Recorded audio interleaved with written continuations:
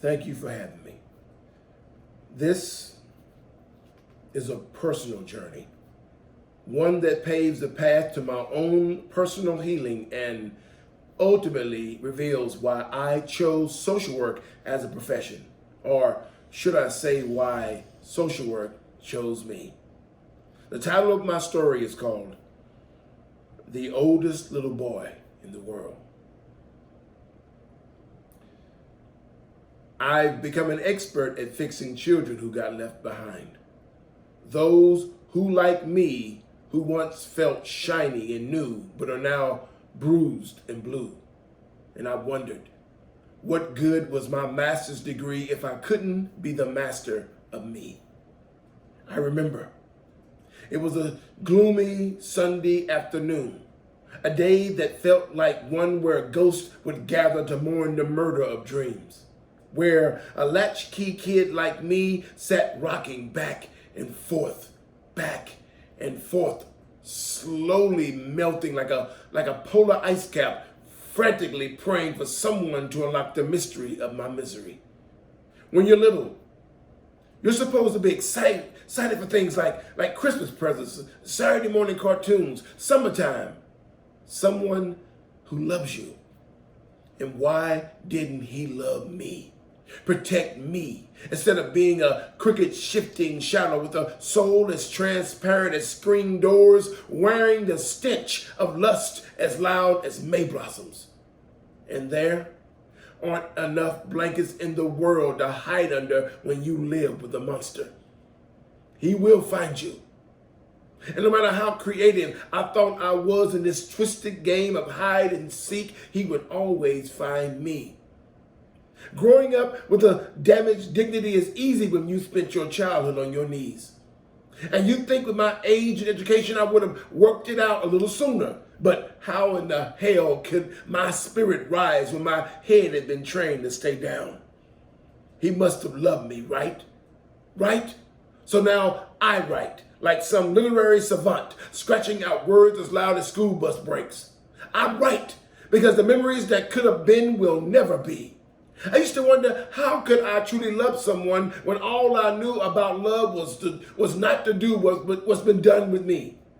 And then I realized that it was not my fault. That because of him, I became a verb in past tense, an unwilling subject in sentences that kept on running and running and running. He crushed my innocence, killed any sense of normalcy. His kiss was fist, was push, was punch, was choke, and I was all that was. And now, there I sat, wearing that shame, living that lie, an emotional misfit asking, why? My voice became as raspy as rusty trumpets. Gray hair pushed through my charred skin to expose this old man. There I was, a boy who knew all too well traveling hands with no passport. I used to act all tough, be angry, get into fights over the smallest things. I stopped crying. Not because I was trying to be all macho, but because I had already run out of tears. I used to pray for someone to come show me what love was because I was tired of pretending I knew. And how could I, when my only lessons in manhood was swallowing his pride? Do you know what it felt like to live in your own private hell? I did. And I just wanted to sleep in peace and wake up happy again. Was that asking too much? I used to believe that it was, but now I know that it wasn't. I realized that I deserved love, support, and grace, that inside me could become a safe space, that I could rely on my own transparency and trust in inner honesty that set me free, that I deserve self-respect and all it brings. I deserve every damn thing. And after all that pain, all that I've been through, after all those things that I pushed way down, I know now that I am more than a 9-year-old burn victim who survived being stabbed, hit by drunk drivers, shot twice, and abused. I am more than that. I am more. I am a father, a brother, a mentor, a veteran, a loving, caring human being. Hell yeah, I got secrets. And like so many others, I've been through some shit. I have scars on my soul and I will never be the same. But I'm making peace with those parts too. I'm beginning to see me where I'm supposed to be. And that there's a reason why I'm still here. A reason why I chose a profession that allows me to use all those experiences and every resource at my disposal to help teens and young adults to never feel worthless or thrown away like I did. So that they are no longer bruised and blue. And somewhere between then and now, I learned a new skill: survival. And now I can finally master and be the master of me. I'm so proud to be on track to reclaiming my own dignity and taking back my life. By revisiting the parts deep down inside, I am learning to feel alive again, to reclaim my pride, my health, my whole damn self. So that something as simple as keeping a job, protecting my kids, providing for my family, and loving someone special ceases being a post-traumatic struggle. No more. This pain no longer isolates me because self-love insulates me.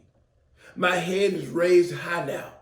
High because I continue on my journey to understanding that acceptance of my past can bring a healing that creates healthy relationships for my future. Damn, it's going to feel so good to finally feel free. This rediscovery is teaching me to accept the support that I needed to recover from my trauma and to break the cycle of silence that leads to a toxic masculinity. I've used everything I know to get back here. Things like prayer, creative writing, poetry slams, acting, aromatherapy, music, meditation, keto, even yoga. But mainly, I sought out supportive groups like the Men's Story Project, which over the last few months has provided me with a tremendous opportunity to be part of a movement of men who share emotional journeys via this positive platform of collective self-expressions. And these invaluable, just truly invaluable connections have helped me to begin to recognize and respect myself and others in a way I never thought possible. I'm beginning to know who I am now. I'm a work in progress, a man whose heart is only just beginning to embrace his past and whose soul is now brimming with the possibility of a brand new joy and inner peace. I'm a survivor who is learning to see past his own experiences and realize the fact is I don't always have to try to fix everything. The designation of my manhood is no longer dependent upon social expectations. Basically, this newfound comfortability with my inner me is creating a vulnerability that evolves my masculinity. I said, this newfound comfortability with my inner me is creating a vulnerability that evolves my masculinity. You see, my story has just begun. And I feel confident that one day these breadcrumbs of wisdom, hope, self-reflection will eventually lead me to the best Michael Gwynn I can be. My life is on the right track now. And I like where it's going. Because it's a life where I know that I no longer have to be the oldest little boy in the world. Thank you, Men's Story Project. Thank you, Jocelyn.